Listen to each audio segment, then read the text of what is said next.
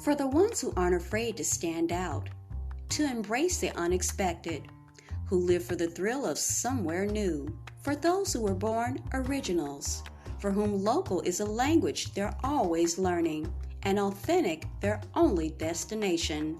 For those who want to drink it all in, the spirit, the vibrance, the flavor of it all. Who want to stay in the moment, in the story, and in the thick of it, or off the map, and leave the details to someone else. For those who crave a collection of hotels that stay with them. The Tapestry Collection. Stay original.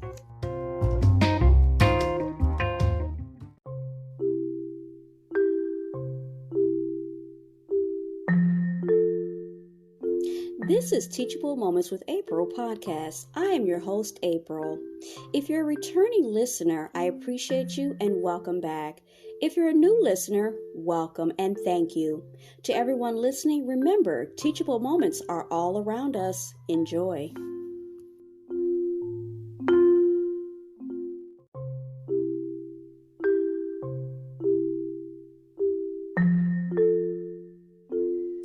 In this episode of My Two Cents, Is It Just Me?, we talk about the breaking story about a couple. I don't believe that they were necessarily married, that I learned of last night, Thursday night, that a couple was found, they passed away in a Mexican hotel.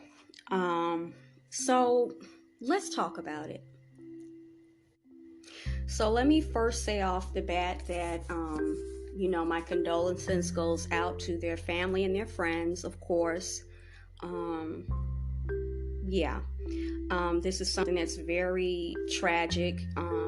Losing any life is horrible. It's very horrendous. But okay, where do I begin? So the first thing about this, I'm just going to talk about the information that was in one of the news broadcasts that I looked at. So the first thing right away is once they announced this tragic event that has happened about the couple passing away, in the title from ABC 7, it says within that information that I just read is they died of intoxication from a substance. Okay. All right. So then it goes on to say that the couple went to the hospital because they weren't feeling well.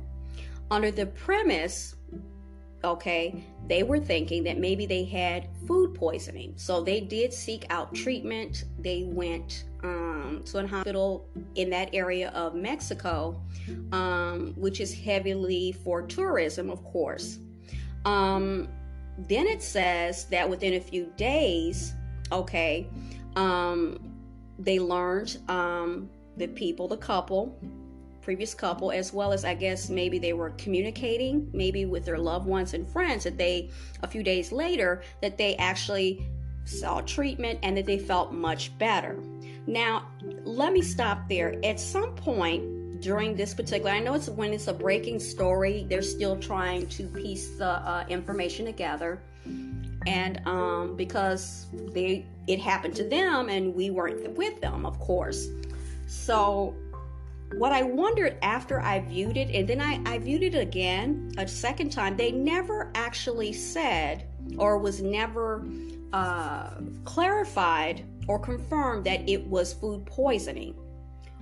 And if it was not food poisoning, what exactly was causing them to feel sick when they went to seek treatment at the Mexican hospital or medical facility? They never really said. So I only looked at that one, let me make this clear, that one ABC 7 news broadcast of this news about this couple. They never said what exactly it was. Was it food poisoning? Was it something else? But they did feel better. Okay. So then the family said that they received a call, but it wasn't specified from who. Was it from the hotel? It wasn't specified. So then it says that they passed away. okay, that they received a call saying that their loved ones had passed away peacefully in their hotel room in their sleep. Now, right away, maybe I'm wrong, I started to wonder to myself, I said, well, how would they know that they were peaceful? That they peacefully passed away and that they passed away in their sleep. Now, who are they? Are they the people at the hotel? I would think it would have to be, right? Or maybe not. Maybe the authorities. I don't know over there. How would they know that? Now, I know that I'm not a medical examiner. I'm not any type of physician or any kind of medical, professional. Maybe there is some way medically to maybe approximate that's what happened, that it was peaceful. It was not, I hate to say this, violent or excruciating or painful death. Maybe there's a way medically, it kind of makes sense as I'm saying it now, maybe that's possible. They can approximate that it was peaceful and that it was in their sleep, that they were asleep when they passed on. That is so sad. But then let's go further with it. So then something was communicated to the family and friends, saying that something was up with the venting system at this particular, I believe it was a Hyatt. At the end, they say it was a Hyatt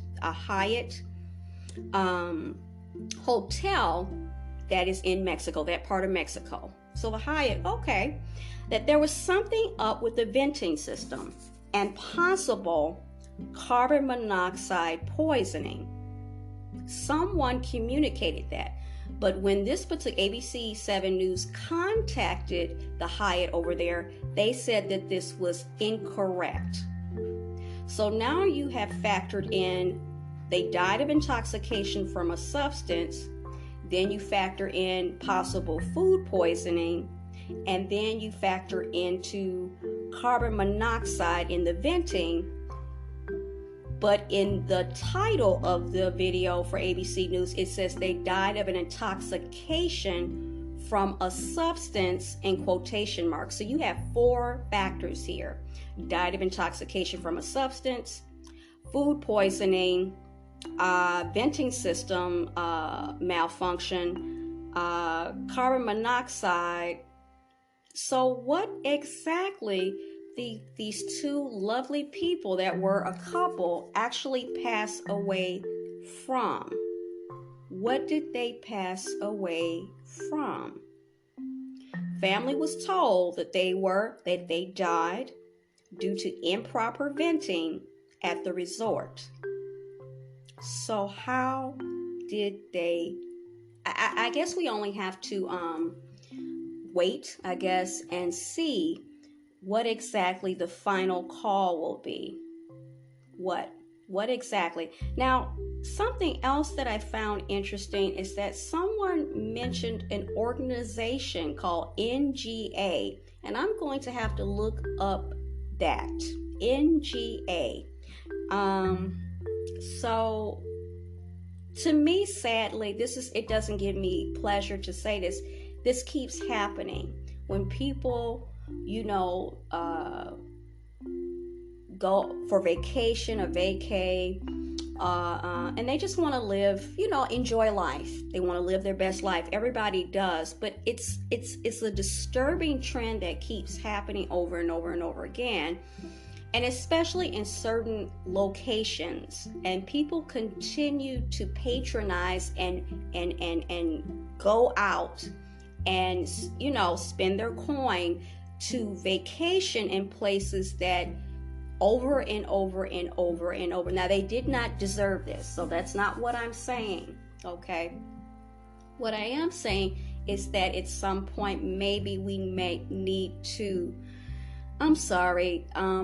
look realistically at some things and just make a decision that we're not going to go to certain places, no matter how beautiful, no matter how we may have gone in the past and we had a really great time, and so forth and so on. Maybe this is a time, there's a season for everything and there's a reason for everything. And maybe this is the season, just like it's spoken of in the Bible, that we may need to step back from some some vacationing in certain areas. No matter how we may want to, if we want to continue to, be vibrant and healthy, and our well-being and safety is important. Which one is more important, our well-being and safety or other things? Okay, so that's just a thought. Those are just my 2 cents. What do you guys think about continuing to, tourism in general? Tourism in general, and going to certain places that it is beyond a shadow of a doubt, at least to me, I don't know, maybe I'm overreacting, that things are happening to people, and now you got between 3 and 4 storylines of how these people are unalive. Okay, this is not what they went there for. Okay, I would imagine. Okay, no one goes on vacation to be unalive afterwards, for them to never return back to their home, wherever it is that they stay. Okay, so now we got all types of narratives here being put out, and it's a lot of confusion, and it denies the family and friends closure. Why is this so chaotic? Why don't we know? Okay, could we have prevented this?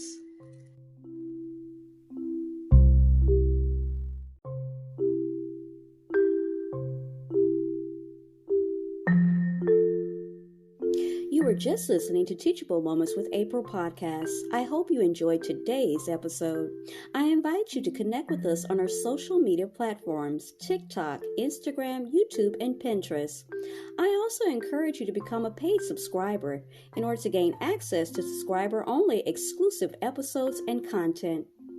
As always, be well and stay blessed. Until next time.